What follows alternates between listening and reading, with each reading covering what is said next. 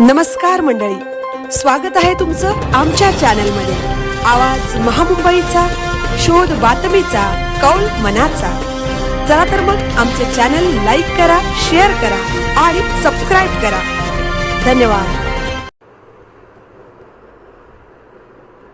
पोलादपूर तालुक्यातील नद्यांमधील अनधिकृत वाळू उत्खनन संदर्भात बैठक 2 एप्रिल 2026। तहसीलदार कार्यालय पोलादपूर। उपस्थित मान्यवर माननीय तहसीलदार श्री कपिल घोरपडे, पोलीस अधिकारी श्री रावडे साहेब, आपली माती आपली माणसं सामाजिक संस्थेचे संस्थापक श्री राज पार्टे, संबंधित वाळू व्यावसायिक। पोलादपूर तालुक्यातील नद्यांमध्ये सुरू असलेल्या अनधिकृत वाळू उत्खननाबाबत चर्चा करून योग्य तो निर्णय व कार्यवाही निश्चित करणे। संस्थेच्या वतीने मांडण्यात आलेले मुद्दे श्री राज पार्टे। गेल्या वर्षभरापासून काही वाळू व्यावसायिकांकडून शासनाला रॉयल्टी न भरता मोठ्या प्रमाणावर वाळू उपसा सुरू आहे। तसेच परवानगीपेक्षा जास्त वाळू काढली जात आहे। शासनाने निश्चित केलेल्या ठिकाणीच वाळू काढणे अपेक्षित असताना नियमांचे उल्लंघन होत आहे। वाळू उत्खननासाठी पारंपरिक साधनांऐवजी जेसीबी व डंपर यांसारख्या जड यंत्रांचा वापर केला जात आहे। नदीपर्यंत वाहने पोहोचवण्यासाठी शेतकऱ्यांचे बांध तोडले जात असून त्यांची दुरुस्ती केली जात नाही, त्यामुळे शेतकऱ्यांचे नुकसान होत आहे। जड यंत्राच्या वापरामुळे ढवळे कामथे परिसरातील सावित्री नदीतील पाण्याचे डोह नष्ट झाले असून वन्यजीव व जनावरांना पाण्याअभावी त्रास होत आहे। जेसीबीच्या वापरामुळे नदीतील विहिरी, रस्ते व पूल यांचे मोठ्या प्रमाणावर नुकसान होत आहे। काही वाळू व्यावसायिकांकडून ग्रामस्थांवर दादागिरी व दबाव टाकला जात आहे। पर्यावरण विषयावर काम करणाऱ्या तज्ञ एजन्सीमार्फत तालुक्यातील सर्व नद्या व उपनद्यांचे सर्वेक्षण करून सविस्तर अहवाल शासनास सादर करण्याचा प्रस्ताव मांडण्यात आला। यासाठी तहसीलदार कार्यालय व पोलीस प्रशासनाचे सहकार्य मागण्यात आले। माननीय तहसीलदार श्री कपिल घोरपडे यांचे उत्तर व निर्देश।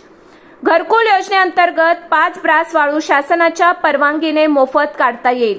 विना परवाना किंवा रात्री वाळू उपसा केल्यास परवाना रद्द करून फौजदारी गुन्हा दाखल करण्यात येईल। रॉयल्टी भरणे अनिवार्य असून निश्चित केलेल्या ठिकाणीच वाळू काढावी। नियमांचे उल्लंघन केल्यास कार्यवाही करण्यात येईल। जेसीबी व डंपरचा वापर पूर्णतः बंद असून वापर आढळल्यास वाहन जप्त करण्यात येईल। शेतकऱ्यांचे बांध तोडणे टाळावे व नुकसान होणार नाही याची काळजी घ्यावी।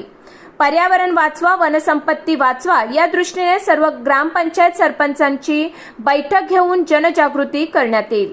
संस्थेच्या निदर्शनामुळे झालेल्या सर्वेक्षणात तालुक्यातील 8 पूल धोकादायक असल्याचे आढळले असून अशा प्रकारांना तात्काळ आळा घालण्यात येईल।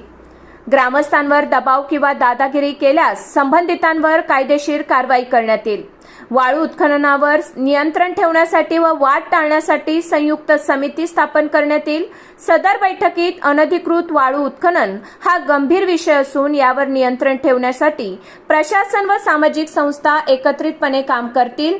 तसेच नियमांचे उल्लंघन करणाऱ्यांवर कठोर कारवाई करण्यात येईल असा निर्णय घेण्यात आला। आवाज महामुंबईचा चॅनलसाठी मिलिंद खरपाटील, पोलादपूर। झाली त्याच्यानंतर त्या नदीचं चित्रीकरण करून मी तुम्हाला पाठवले। तर माझं म्हणणं आहे की मागच्या वेळेला जशी रेशनिंग धारकांची बैठक झाली, इथे सगळे म्हणले की आमच्या चुका आहेत, आम्ही बदल करतो, पाटी लावतो, कोणी काही केलं नाही। म्हणजे संघटना तर आमची काही सामाजिक संघटना आहे, पण तुमच्या शब्दाचाही कोणी मान ठेवलेला नाही। त्यामुळे होतंय कसं, नंतर हीच लोक बाहेर जाऊन बोलतात, अरे काय झालं, काय आमचं वाकडं झालं, बैठक झाली, संपलं ना, आता कोण आमचं काय करणार आहे। तर रेशनिंग वाल्यांनी एकही नियम पाळला नाही, ना कोणी पाटी लावली, ना काही आपलं ठरलेलं त्याप्रमाणे तुम्हाला इथे शब्द दिले। तसंच वाळूवाल्यांचं पण तेच होणार आहे उद्या। म्हणून जे नियम आहेत, जेसीबीने वाळू काढू नका, डंपर नदीत नाही गेला पाहिजे, पाण्याचे डोस असा आहे, त्याच्या 100-200 मीटरचं जे काही तुम्ही नियमावली द्याल त्याच्या आसपास हे लोक फिरकले पण नाही पाहिजे, पुलाच्या आसपास नाही गेले पाहिजे आणि नदीची पात्र नाही बदलली पाहिजे, शेतकऱ्यांचे नुकसान नाही, अशी लेखी आम्ही संघटनेने लेटरवरती तुम्हाला द्यावी। त्याची प्रत तुम्हाला आम्ही तक्रारदार आहोत, तर प्रत सीसी मध्ये आम्हाला ठेवावं, पोलीस स्टेशनला ठेवावं आणि हे सगळं मिटून नॉर्मल वाळू काढण्यासाठी त्यांना चालू करण्यासाठी तुमच्या नियमानुसार कमीत कमी एवढं लेखी स्वरूपात त्यांच्याकडनं ते प्लस त्यांचे जे काही सभासद असतील सगळ्यांच्या नाव, सह्या आणि मोबाईल नंबरवरती त्यांनी लेखी स्वरूपात द्यावं। तेव्हा आपल्याला कळेल की बाबा ही लोक खरोखर उद्यापासून असं करणार नाहीत. हा झाला पहिला मुद्दा. याच्यावरती आम्ही ठाम आहोत की त्यांच्याकडे लेखी आहोत, आमचा काहीच अडचण नाही जर नियम पाळले तर. दुसरा मुद्दा, मी एक सामाजिक NGO आहे त्यांच्याशी येताना मी बैठक करून आलोय. तर पर्यावरण आणि निसर्गाची लागलेली वाट, तर हे मला सरकारकडे सादर करायचं आहे. तर कामती नदी पासून धरणापर्यंत, ढवळ्यापासून ते धरणापर्यंत, लवळशापासून ते हे आणि इतर ज्या नद्या आहेत, ती मी एक एजन्सी आहे ती येऊन माझ्या संघटनेची लोक असतील त्यांच्याबरोबर कामती नदीला सुरुवात करणार. तिकडचे त्या भागातले पदाधिकारी माझे त्यांच्याबरोबर असतील.